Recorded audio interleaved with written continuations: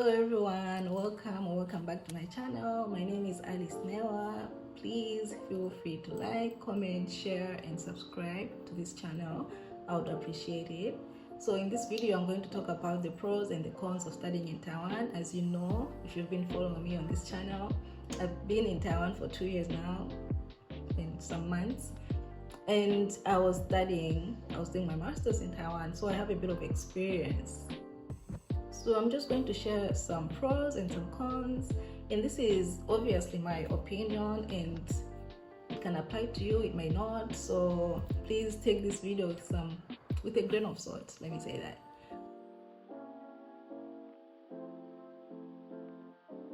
In Taiwan, the official language is Chinese Mandarin, so that's what they speak officially, but most Taiwanese people are capable of speaking English, or at least understanding English, because they learn it in school. So they learn a bit of English in school. So especially those that are young, like 40 and under, they're capable of understanding English. So if you need help, there's usually someone around you who can speak a bit of English or very good English, depending on which city you are. The bigger cities, most people would be able to communicate in English. So language is a bit of a problem, but not too much of a problem. Like, you can survive. That's how people stay in Taiwan for 20 years without learning Chinese, which is crazy. But yeah, it's possible for you to survive and live here without speaking Chinese. Okay, disclaimer, there's always construction around me, so there's always gonna be background noise. So I hope it doesn't ruin the video. And number 2, I'll talk about food.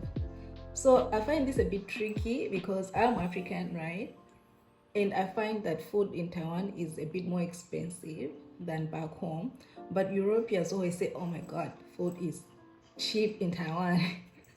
So that's up to where you come from. But I would say food is available everywhere and it's not too expensive. You can always find food at any price range. You can get food for 100 NT, you can get food for 500 NT. It's up to you and your lifestyle. But I would say it's available everywhere, and there's Uber Eats, there's Food Panda, there are restaurants everywhere, so you can always find somewhere to eat. So I find that as a pro as well. And I'm gonna say also, people in Taiwan are pretty friendly in general. Like, they're not like hostile, let me say that. They're a bit more reserved if I compare to like people from my country, because Malawians tend to be like more welcoming and everything. But in Taiwan, people are also generally friendly. They're reserved, yes, but they're not hostile, let me just say that. So you can approach a Taiwanese and you'll be able to have a conversation if you can communicate. And another pro would be, in school, it's harder to fail than to succeed. I'm not going to say school in Taiwan is easier, because it's not, but I've realized that professors can be a bit lenient. Like, they try their best for their students to succeed. And I'm going to compare to my country where professors try their hardest to make exams very, very hard. I don't know, maybe it's a difference in culture or what, but in my country, a professor is seen as a good professor if the students are failing in class. Like, that means the exams are hard and challenging. So if you're succeeding in Malawi, if you succeed in the university, you're doing very well. It means you're very, very smart. That's what they say. But in Taiwan, the professors try their best to make sure you succeed. It's harder to fail than to succeed. Like, if you're failing, it means you're having serious issues. It's harder to fail than it is to succeed. But I'm going to talk about this in the cons as well, because there's a method that they do to make sure you're succeeding. So that, to me, is a bit of a con, especially for someone who is doing a master's. So another pro would be, if you want to travel around Asia, Taiwan is a good country to live in, because you can just hop on a plane, 2 hours, you're wherever you want to go within Asia. So geographically, it's a very good location. So that's a pro. And you can always find time, like summer vacations are long, winter vacations, so you can always find time to travel. And I also think universities in Taiwan are not very expensive if you plan on paying for yourself. compared to the global north, like universities in Taiwan are quite affordable, I think. And you can always find a job here. So you can find your way around and pay for yourself.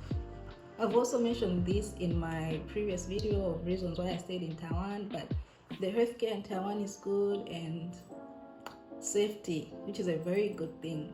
Especially for a student, safety is very good because sometimes you want to go out, you come back late. So safety, Taiwan is pretty safe. It's like one of the safest places in the world. So that's quite good. That's a very good pro. Transportation is something you don't need to worry about in Taiwan. It's very convenient. If there's no bus, there's a train. So there's a bus usually that comes right into your school and takes you to the city if your school is far from the city. So transportation is literally something you shouldn't worry about. It's very convenient in Taiwan. So you can move around and just do whatever you want. Public transport is even convenient but also quite affordable. Another pro is that Taiwan is a free and democratic country, so you can be free in Taiwan, you can be gay, you can be transgender, you can be anything you want in Taiwan, and it's okay. People are not hateful. Even people that don't necessarily agree with it, they're not very hateful, so you can be free in Taiwan. I've met people of all kinds of orientations in Taiwan, and they live freely, so that's also a good thing if you worry about such things. And another pro, which is actually my favorite, is that you can learn Chinese in Taiwan and you can learn it for free. So if you're a student, you can always sign up for Chinese classes at your university and it's free. When it comes to cons, universities in Taiwan are very good, but they don't rank as highly as other comparable countries. So if you compare countries that are doing as well as Taiwan, the universities in Taiwan do not rank as well, as highly as some of the universities in the global north, I would say that. But they're not bad universities. But that's also a con, because if you care about rankings, that matters, I guess. Okay, and another thing would be the weather, especially in the north and the east side of Taiwan. It can often be hot, especially in summer. It's hot and very humid and prone to raining. In Hualien, I used to say it rains every day. Only in summer. It never rained in summer, but all the other months it used to rain almost every day in Hualien. That's where I lived before. But when I came here in Yunlin, it doesn't rain as much, so that's good. But I would say the weather in Taiwan, yeah, I'm from Africa and people think it's as hot as it is here. It's not. Especially in Southeast Africa, it's not that hot compared to Taiwan. And I think in Taiwan it feels hotter because of the humidity. And the temperatures go up to 38 degrees sometimes. So weather can be a bit of a problem. Professors treat students like little kids, basically. I find this quite funny because you're not supposed to miss class. I know you're not supposed to miss class in general, but if you miss class, you lose points. If you do not participate, you lose points, which technically is a good thing, but also I find it to be a little bit of a con, because I expect at that age and at that level, especially post-grad, I think you are independent enough to know what's good for you. So they don't need to put pressure on you for you to do that. If you miss a class, you have to report. And I don't know if maybe it's because of where I'm from, but in Malawi, if you miss class a little bit, it's okay. As long as you go for your exams and assignments, you do your assignments and your quizzes and your tests. As long as you do all those things, it's a little bit fine. But in Taiwan, it's not. If you're gonna miss a class or you're going to be late, you have to tell the professor and you have to give a proper reason why. It's almost like you're not an adult. It's not supposed to be a bad thing, but to me it's a bad thing. And to most people, it's okay. But that's a con to me, but to some it would be a pro. But as I said, it's harder to fail in Taiwan because of that, because you're given so many opportunities to do well. And for master students, there's more focus on research, which is not a bad thing because you're supposed to do research as a master student, but they focus more on research than they do on practicality, giving you the actual skills you're going to need in the workplace after you graduate. it gives you a harder time to adjust to the workplace. The dormitory situations in Taiwanese universities, I feel like it's better if you actually find your own apartment and just live by yourself or something, because the dormitories, especially for undergrads, you have to share, and sometimes you have to share with like 4 people or 3 people, so it's a bit much, especially for me. Maybe for others it's okay. And if you're postgrad, there are certain rooms that you don't have to share, but in such rooms the buildings tend to be odd, especially in my university. Maybe it's different in other schools, but yeah, the dormitory situation is not it's not the best. You can always find apartments close to the school. So and my last con is a bit of it's a bit personal, I'd say, and it mostly applies to those who do not live in Asia.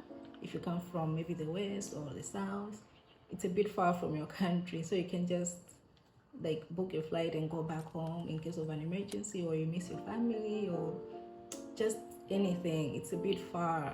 For example, I have to travel for 24 hours. That's the shortest time I can travel to get to my country.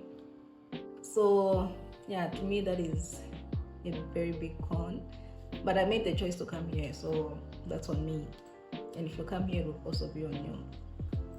Okay guys, that's it for the video. Please like, comment, share and subscribe. I hope you enjoyed the video. I hope you learned a few things about Taiwan. If you want to learn more, I have a video on why I stayed in Taiwan after graduating. It also gives you more insight on Taiwan. So please do not forget to subscribe. Thank you. Bye.